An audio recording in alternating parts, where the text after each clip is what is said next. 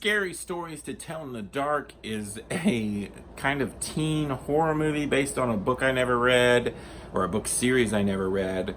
I was a Goosebumps guy myself, but I heard that these were kind of like maybe a little more mature than the Goosebump books, but still weren't like your hard, like Stephen King horrors.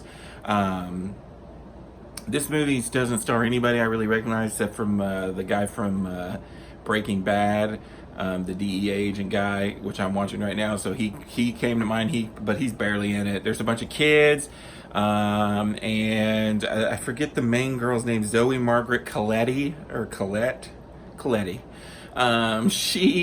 She's the main kind of focus of this. She's kind of this nerdy girl who really likes horror things, and her friends, they end up kind of going to this haunted house type thing, or not even a haunted house, this old kind of house that the town says is haunted. They find a book that's this girl locked in the cellar back 100 years ago or whatever, wrote scary stories in it. She takes the book home. The stories start to write in the book by themselves and come true, basically. The book comes true. I would say that this movie, I don't know, it had some really cool visuals at times, and I will say the child actors, for the most part, were really good. Like the main girl, she was really good. Nobody was like super bad. There was some really kind of corny dialogue sometimes, but like overall, I felt like the performances were pretty decent. I will say that there was a couple really creepy like scares, but for the most part, I don't think this movie was made for me. I think it was made for people that read the books, which I did not, and for like maybe teenagers or preteens, like the maybe like 12-year-old to 10-year-old range.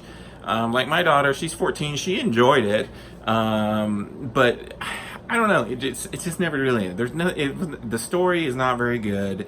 We've seen it 100 times, and it just kind of was like a couple, maybe like 4 or 5 stories kind of pushed into one, and then it was kind of like they're just running away from scary things. I mean, that was kind of the gist of the story.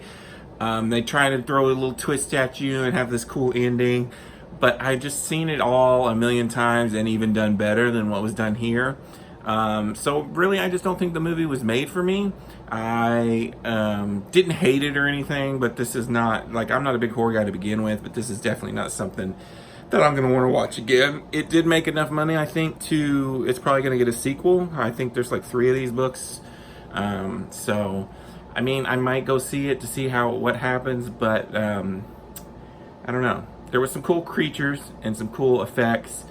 There was one in particular involving a jail cell that I was like, oh my gosh, this is crazy. But besides that, I didn't really care for it. It's very average. So I'm going to give Scary Stories to Tell in the Dark a 2.5 out of 5. Until next time, this is Randy Cage. Peace out.